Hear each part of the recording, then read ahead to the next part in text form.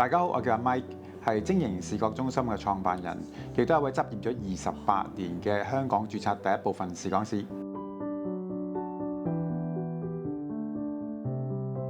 好，今日可以講解下間鋪頭個名嘅由來啦。其實如果大家睇到個名啦，叫做晶瑩視覺中心，英文叫 Neutral Eye。如果大家從字面去睇咧，都有少少概念攞得到。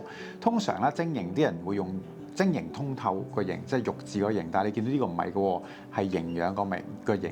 所以我估大家有機會都會略估到究竟有啲咩關係。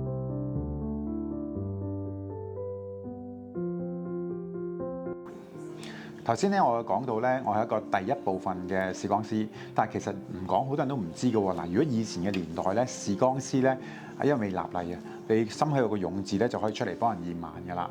但係咧喺1994年開始就立咗例啦，我哋視光師分1、2、3、4部分，咁每個部分咧當然有佢哋唔同專注嘅地方啦，由最基礎驗度數啦，去到我哋叫第一部分嘅咧，可以滴埋藥水散瞳，睇埋視網膜，包括白內障啊、青光眼或者黃斑嘅問題都可以檢查得到嘅。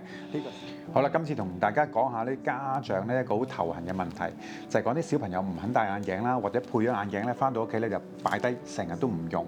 咁究竟點樣可以處理呢？咁好多家長過嚟都求救過㗎。我通常就會有個方法教到啲小朋友咧，令到佢哋好肯願意戴眼鏡嘅。係咩方法呢？大家見到個眼球啦，係咪？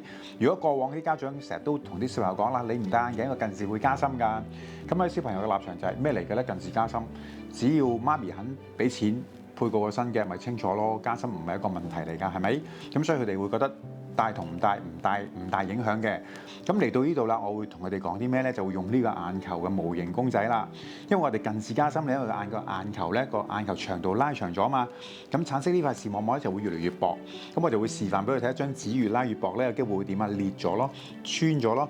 當呢個視網膜脫落甩咗落嚟咧，有機會會盲嘅喎。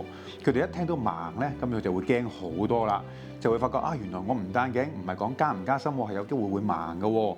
而呢個眼睛健康一世都有機會會冇咁好嘅喎。佢聽完咧就調翻轉啦，就會好肯去戴眼鏡啦，亦都唔好似以前咁成日都會劈低唔戴。所以如果大家遇到同一個問題咧，你可以自己嘗試下去講啦。如果真係發覺啊好困難喎，唔怕，你帶佢嚟，我會幫你哋手，好冇？咁希望啦，如果大家咧市民大眾啦對驗眼咧會多咗認識啦，特別係咧大家如果有聽過啦，身體檢查係咪？原來咧眼睛檢查咧都唔係有事先至去驗嘅喎。過往啦好多人都諗住啊，我睇嘢矇啊，或者眼睛有不適咧先至去檢查眼睛。但係其實咧，我哋定期檢查咧，等同我哋身體檢查一樣，就算冇事都需要1年1次，因為我哋透過呢個檢查啦，頭先我講過啦，有機會由度數去到白內障、青光眼、黃斑退化都會睇晒嘅。咁如果喺個檢查裏邊揾到啲小問題咧，我哋提早去處理咧，就唔希望去到哇個件事變到好差啦，先至嚟到去做處理，咁個效果完全不一樣。所以希望大家以後有個意識就係話啊，我每年都識得定期去做一個全面眼睛檢查啦。